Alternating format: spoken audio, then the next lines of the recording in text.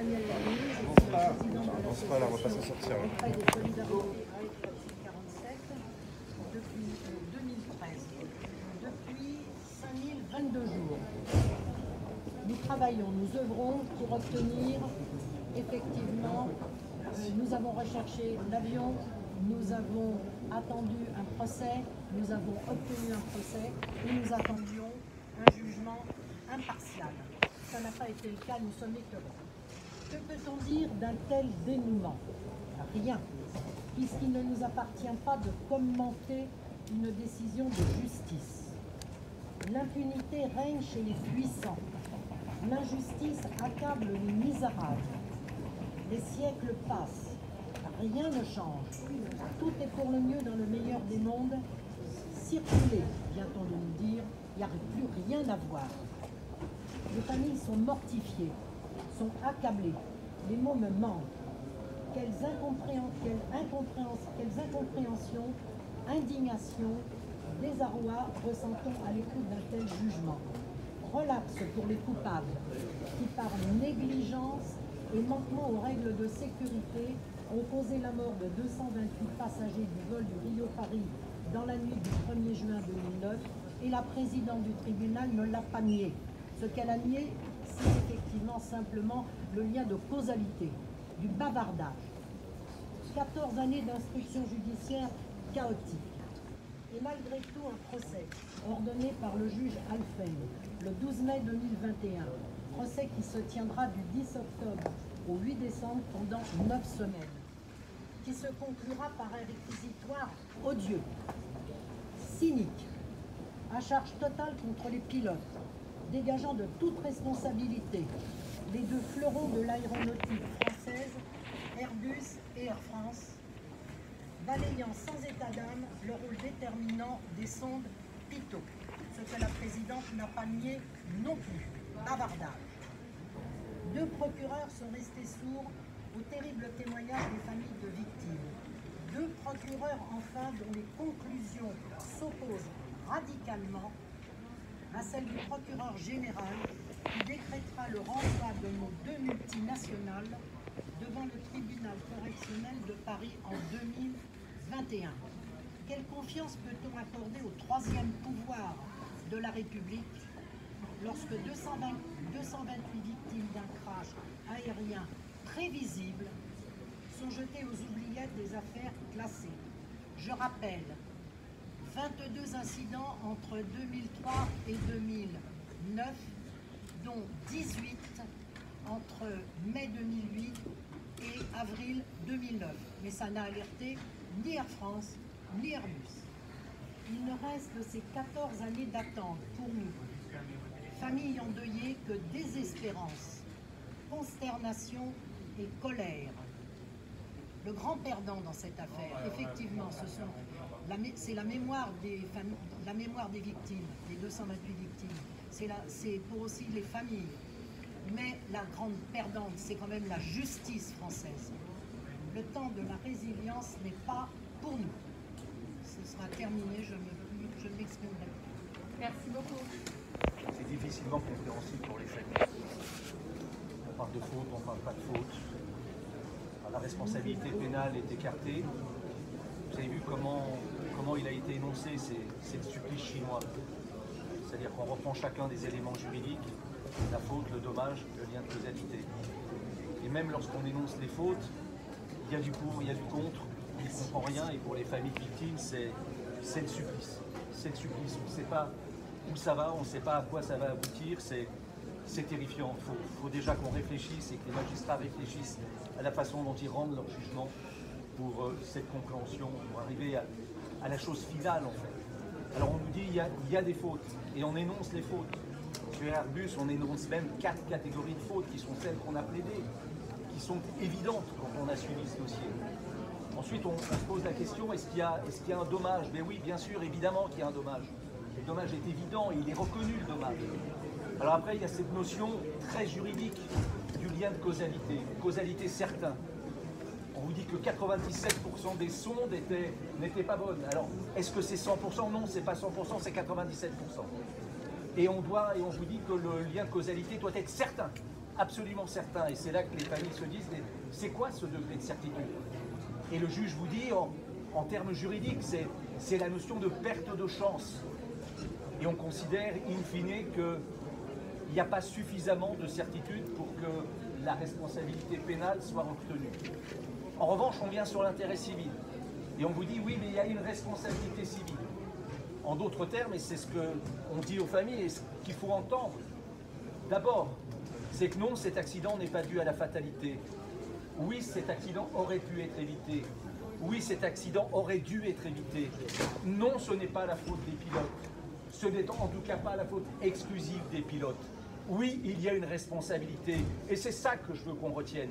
Il y a une responsabilité. Alors la nuance pénale, civile, très bien.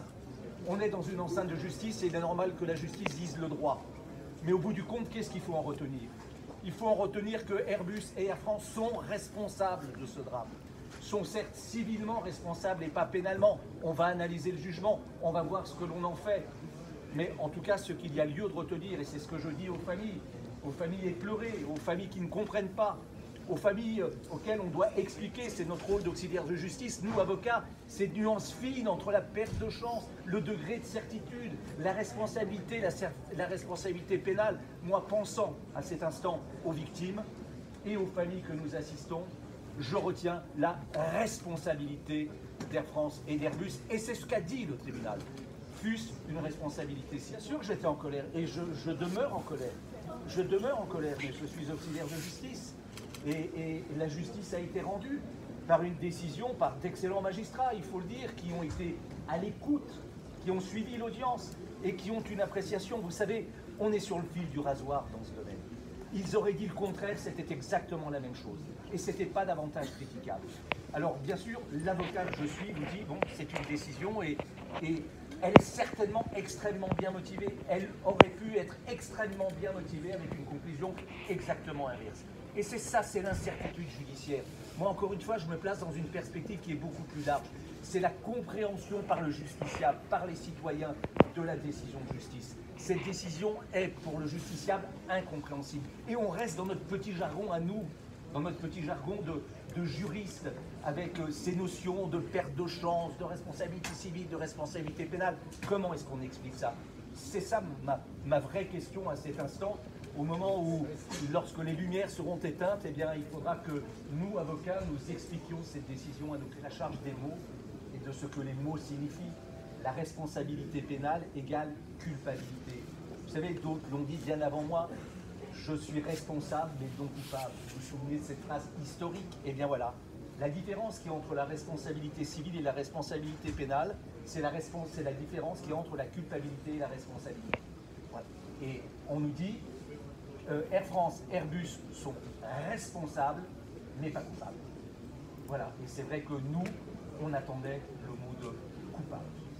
Madame Touliou, au-delà de ce raisonnement juridique, qu'est-ce qui vous passe à l'esprit?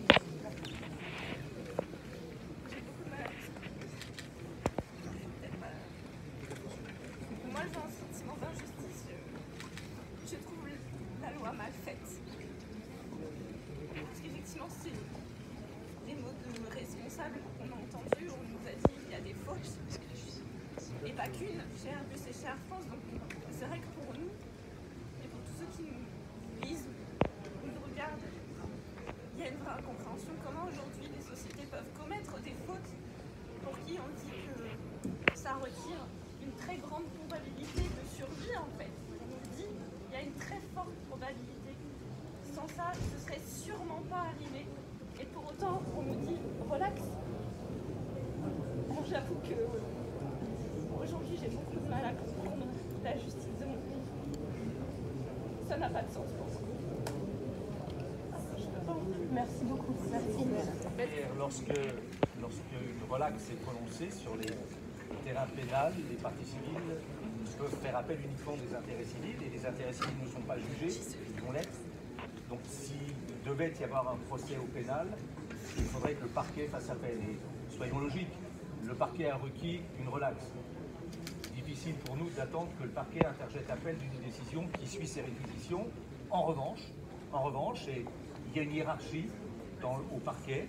Le parquet général supérieur hiérarchiquement au parquet de la République. Je rappelle que le parquet général avait requis le renvoi d'Air France et d'Airbus devant le tribunal correctionnel. Donc, en théorie, le parquet général a la possibilité, lui, d'interjeter appel de la décision qui a été rendue. C'est un des enjeux des heures et des jours qui viennent. Merci beaucoup. Ils sont morts pour toujours, parce que personne, même la justice, n'est pas venu leur rendre leur justice. 220 morts. Je suis malade, malade à un point que vous ne pouvez pas savoir. 14 ans, plus de 5000 heures, comme a dit Madame Lamy, qu'on attendait cette justice, on y croyait jusqu'au bout. Jusqu'au moment où on est rentré là, dans la pièce, on y croyait tous. Ben, malheureusement, on revient, redouille, parce que nos morts sont vraiment morts. Là, une deuxième fois, vous voyez, je suis très émue, j'ai mal au ventre, je suis écœurée. Est-ce que vous avez entendu quand même que le tribunal disait que Airbus et France étaient responsables? Ah oui, ils nous l'ont dit clairement. Ils sont responsables, mais pas punis. Il y a eu des fautes de commises, et puis, malgré les fautes, ben, personne n'est puni, alors que nous, si on fait une faute, on est puni. Vous aussi, vous serez punis. Et eux, non. Aucune. C'est de l'impunité totale. Donc, on est...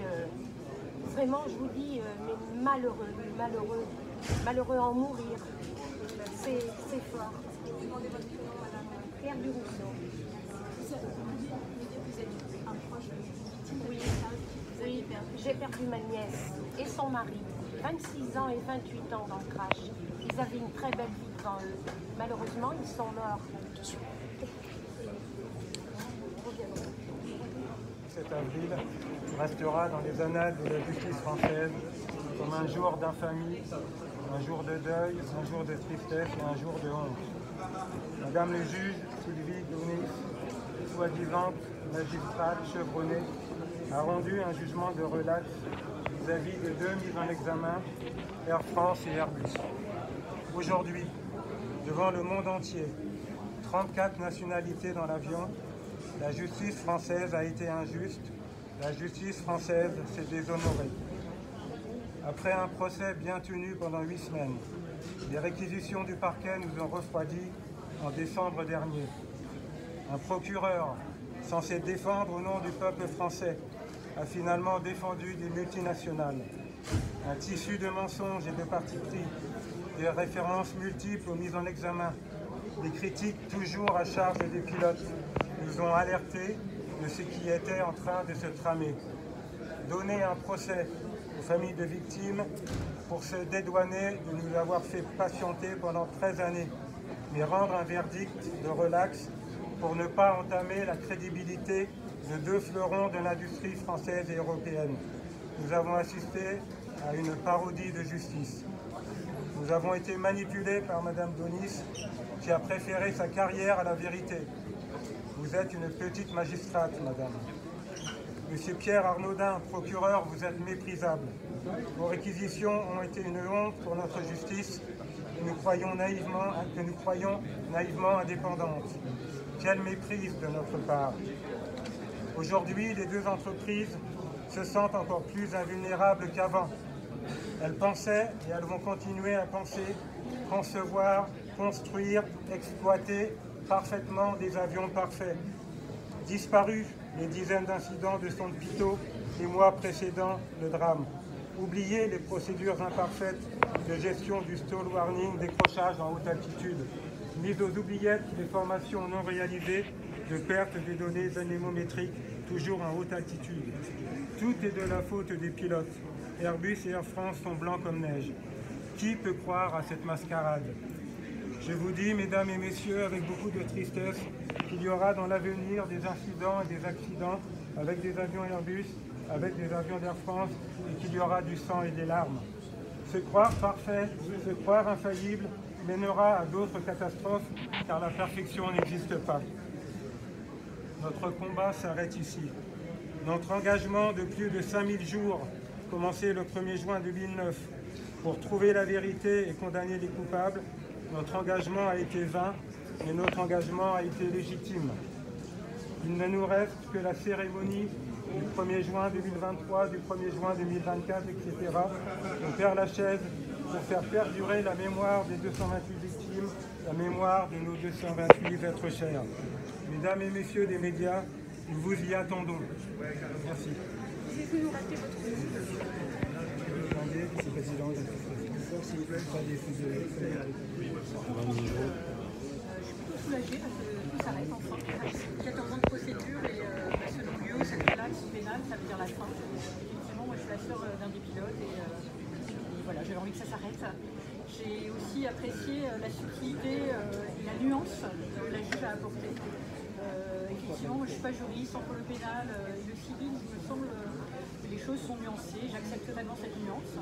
Je considère que par tout ce, pas délibéré, mais tout ce retour, on a quand même, mon frère ainsi que les pilotes ont globalement été, j'arrive pas à m'exprimer, alors justement, le réquisitoire était à charge, le réquisitoire était complètement à charge, il n'était pas subtil, le réquisitoire était absolument manichéen. J'avais vraiment une colère très forte parce que je trouvais que les choses n'étaient pas pondérées ni explicitées avec toute la nuance nécessaire. Aujourd'hui, la nuance est apportée. Alors, il y a du pénal, il y a une relaxe pénale, mais il y a une condamnation civile. Ça veut dire effectivement que la société Airbus et la société Air France ont quand même commis des manquements. Alors, des manquements, il n'y a pas de lien direct qui vont pouvoir définir la cause pénale, mais il y a quand même des pertes de chance évidentes avec des négligences qui ont amené à cet accident. Et par là même, je considère que le retour de ce jugement amène à discuter des fautes humaines pures, qui sont les fautes des pilotes, et qui sont bien plus pondérées dans une équation extrêmement complexe, comme je l'ai déjà dit. Voilà. Moi, je retiens ce que je veux retenir, c'est que c'est subtil et complexe. Et qu'il y a la responsabilité. Et la responsabilité est là, et ça vient des responsabilités des pilotes dans le cockpit. Voilà. C'est une responsabilité, elle est nuancée, mais elle est là. Et vis-à-vis de votre frère? Et vis-à-vis de mon frère, je suis soulagée, mais déjà, les 9 semaines de procès avaient déjà permis de faire émerger toute la complexité des choses et surtout de disculper une faute directe des pilotes. Donc, moi, j'en retiens quelque chose qui me soulage. Voilà. On peut prendre votre prénom et votre nom, s'il vous plaît? Sylvie Robert. David Koubi, cabinet de 28 octobre pour un certain nombre de parties civiles, des familles de victimes. Maître, quelle lecture vous faites de ce jugement? J'en fais, comme mes prédécesseurs à votre micro, une lecture qui est mitigée. Nous sommes en droit de ressentir de la colère, puisqu'on vous l'a dit, un catalogue extraordinaire de fautes a été retenu par le tribunal qui était saisi pour avoir été jugé, mais une décision de relax, une double relax a été prononcée tout à la fois contre la France et contre Airbus. On se retrouve donc dans une situation où une décision de justice devient un empêchement au deuil. Vous avez ici 228 familles qui sont en décalque coupable d'avoir vu l'un d'eux acheter un billet d'avion au départ de Rio à destination de Paris, en faisant confiance à une compagnie aérienne qui s'appelle Air France et volant sur un aéronef qui est fabriqué par Airbus. Voilà le seul tome des familles dont il est question. Ça, ce sont les raisons pour lesquelles nous, pour ce qui nous concerne, avec la défense que j'incarne au service des parties civiles que je représente, nous sommes en colère. Maintenant, il y a aussi des raisons de se réjouir et nous avons vu très vite les titres de la presse nationale et internationale dire Airbus et Air France relaxés. Vous avez raison, c'est le sens de la décision. Cependant, leur responsabilité civile, et il y a lieu de s'en réjouir une fois de plus, a été retenue. Donc, ça veut dire que ces deux entités se retrouvent coupables d'avoir causé à ces 228 victimes, dans le cadre de ce désastre dont on a parlé pendant plus de 8 semaines de procès, de leur avoir causé un dommage qui est absolument irréversible. Maintenant, je crois qu'il y a lieu de s'interroger un instant sur la mécanique du ministère public, qui a tout fait dans un premier temps pour que ce procès se tienne, pour finalement décider de requérir cette double relaxe dans un procès où le ministère public a été 8 semaines durant, plus de 8 semaines durant, totalement atone, ne posant quasiment aucune question et se levant et requérant, au mois de décembre, vous étiez tous là, ou la plupart d'entre vous étiez là, requérant par une forme de copier-coller, mais à telle enseigne que je me suis demandé, d'autres avec moi se sont demandé si le texte des conclusions n'avaient pas été remises d'une manière ou d'une autre, copier-coller des positions de Airbus et d'Air France. Alors vous savez, à la fin de cette histoire, parce qu'on ne sait évidemment pas ce que le ministère public fera, il serait assez curieux de le voir interjeter appel de cette décision, mais à la fin de cette histoire, c'était donc bien un dossier politico-financier. C'était donc bien un dossier de gros sous et qui va être géré par l'allocation de sous. C'est le sens d'une condamnation probable à des dommages à intérêts. Cher monsieur, vous me posez une question qui est ouverte, je vous réponds évidemment que ça n'est pas audible. Figurons-nous une seconde que nous ayons été dans l'avion, que nous ayons eu un proche dans l'avion, on se retrouve dans cette ineptie où, et j'ai encore deux choses à vous dire, où ces gels, on appelle des incidents, vous savez, parce qu'il faut employer des mots délicats, des incidents de gel de son pitot, étaient connus depuis 1995. On en a rapporté la preuve au débat. 1995. On a écouté les enregistrements du cockpit et on sait que les pilotes et le copilote se sont battus comme des démons pour essayer de sauver leurs passagers et de ne pas mourir eux-mêmes. Et qu'est-ce que ça signifie à la fin? Ça signifie qu'ils n'ont pas compris parce qu'ils n'étaient pas formés. Ils n'ont pas compris ce qui leur est arrivé. Et pour cause, il n'y avait pas de formation à haute altitude au gel des sons pitot. Donc voilà la raison pour laquelle ils n'ont pas compris ça. La deuxième chose, je vous le rappelle parce qu'il est possible qu'un certain nombre d'entre les personnes qui vous regardent soient passées à côté de ça, nous avons rapporté la preuve sans contredit possible qu'il existait un arbitrage secret, confidentiel, qui a eu lieu entre Airbus, Air France et Thales, dont le titre était « Établir les responsabilités dans le crash Rio Paris entre ces trois entités ». Nous avons demandé à cette formation de le verser au débat. Convenez avec moi, si nous sommes de bonne foi, que ça nous intéresserait de savoir de quoi parlaient Airbus, Air France et Thales quand ils parlaient en liberté, sous le sceau du secret en termes de responsabilité. Bien, ça a été refusé. Ce qui me conduit à vous redire qu'il s'agit d'un dossier politique, comme depuis l'origine. Et c'est ça qu'il convient de déplorer, parce que vous prendrez l'avion, nous prendrons l'avion, nos proches prendront l'avion. Et en pareil cas, non seulement je le suggère, mais je le dis, je rappelle que l'État est actionnaire. Et je rappelle que depuis l'origine de ce procès, le parquet est resté totalement taisant. Le parquet, vous savez, pour ceux qui ne le savent pas, vous le savez évidemment, c'est censé être l'avocat de la société, c'est-à-dire de nous tous. Vous avez entendu à vos micros certains de mes prédécesseurs dire qu'ils s'étaient déshonorés ou qu'à contrario, ils n'avaient pas honoré sa fonction. Je rappelle également que le ministère public n'a aucune obligation de dire dans quel sens il va requérir. Nous étions, il y a 3 mois de ça ou 4 mois de ça, le jour des réquisitions, nous étions dans un état de sidération complète. D'imaginer que l'avocat, qui est notre avocat à tous, le ministère public, ne requérait pas de condamnation dans ce dossier et a traité le dossier, mais comme un certain nombre d'experts, comme si cet avion volait encore. Vous voyez ? Il a décollé le 1er juin 2009 et puis il vole encore, il n'y a pas de responsabilité, c'est de la faute de personne. Voilà comment il est espéré que ce dossier se clôturera en dehors de la victoire qui est nôtre, celle de l'intégralité des parties civiles, c'est-à-dire des familles de victimes, sur les intérêts civils, mais qui est la moitié du chemin et largement à ce titre insatisfaisante. Merci beaucoup, merci. Merci.